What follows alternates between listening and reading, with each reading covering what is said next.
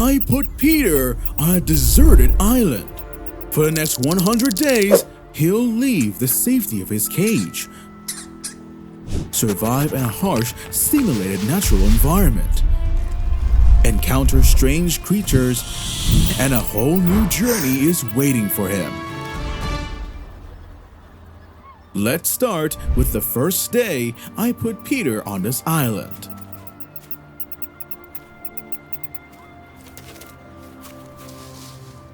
Peter begins to explore his new island with curiosity instead of fear.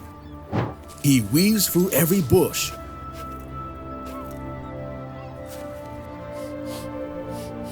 checks every rock and every hidden corner. He is not alone. He has friends living here, turtles basking in the sun, hermit crabs searching for homes, and a crab foraging on the sand.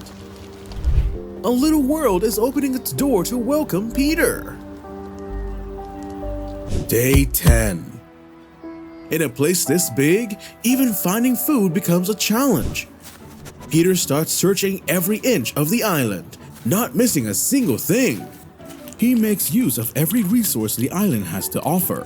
One by one, he finds hidden seeds, tucked between the rocks, scattered along the beach. With his proven sense of smell, Peter has no trouble filling his hungry belly. As the sun sets, Peter thinks about a home. He picks a patch of ground beneath a log and begins to dig, something hamsters are born knowing how to do.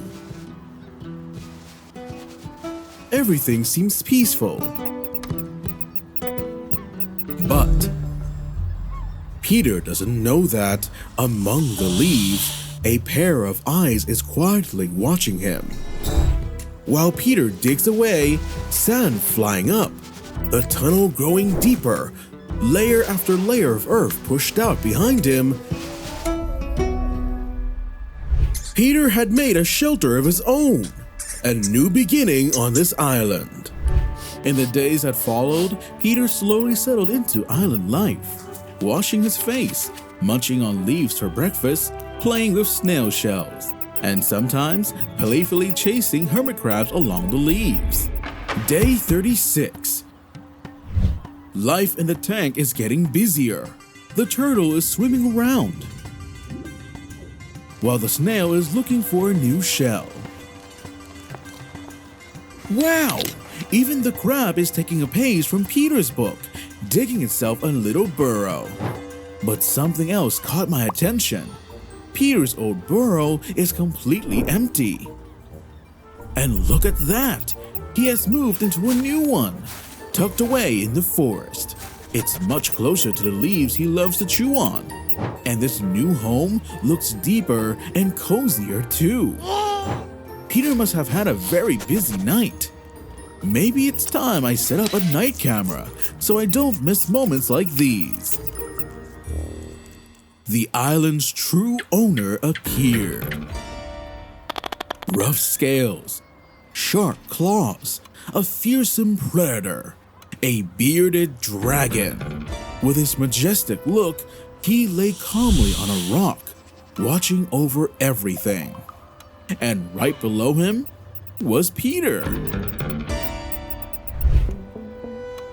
They had been just a few steps apart this whole time, yet somehow never crossed paths. Oh, the moment has finally arrived. A brutal battle, perhaps? Oh, Peter just casually sniffed the bearded dragon like it was no big deal. Honestly, I was a little disappointed. Boo. Day 50. As I said, tonight I'm setting up a camera to see if Peter is really that busy. Before bed, I leave him some food, paper, and a few pieces of wood. The first thing he does is search for food in the bushes. Meanwhile, the bearded dragon is looking for a quiet place to rest. After that, Peter keeps running around the tank as if his energy will never run out. Oh, he finally ran out of energy. He doesn't even seem to care about the bearded dragon, heading straight into his burrow and settling in for a long sleep. It's been quite a while since Peter last came out of his burrow, while the bearded dragon remains completely still beside it, almost like a guardian watching over the entrance. A hermit crab wanders past the burrow, but quickly moves on. And now, a crab. Oh, is it actually trying to crawl into Peter's burrow? But Peter quickly kicks it out. The crab moves into the burrow next door. I guess it just had the wrong address. Peter wakes up once again, and once again steps right on the bearded dragon's tail.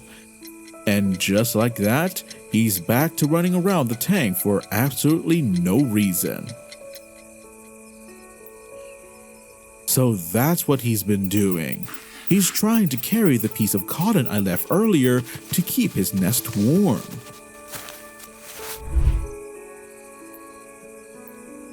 OMG! I just spotted something really strange. A millipede just crawled out of Peter's burrow. I swear I've never put one in this tank before. So how long has it been living in there? Has Peter been sharing his home with a millipede this whole time? Meanwhile, life continues all around the tank. But this time, it looks like Peter has finally settled into a deep sleep. And I think that's where we'll end tonight's observation. A big problem begins to appear. Peter can't drink seawater. He tries anyways, hoping it might save him. But he quickly realizes it's just a trap of nature. And then, the next morning, before the turtle even wakes up, the whole island is covered in cold mist. Peter and his new neighbors can feel the change. Tiny drops of water begin to form on the leaves, turning everything around them into a potential source of water. I thought it was a realistic simulation of nature, but I made one mistake. Over time, the humid and foggy environment had slowly seeped deep into the ground, leaving the sand much wetter than I expected. And that started to worry me, especially about Peter's burrow and the other creatures living here. Day 100. But after a long time exploring, the once lush plants began to wither, and food became harder to find. Peter searched the places it had already explored, checking every corner once again. And then, it accidentally discovered the secret I had prepared for it. It kept digging until a secret tunnel beneath the island was revealed. Maybe its new journey is just beginning. But what awaits on the other side? Don't miss the next episode to see how Peter explores this new land.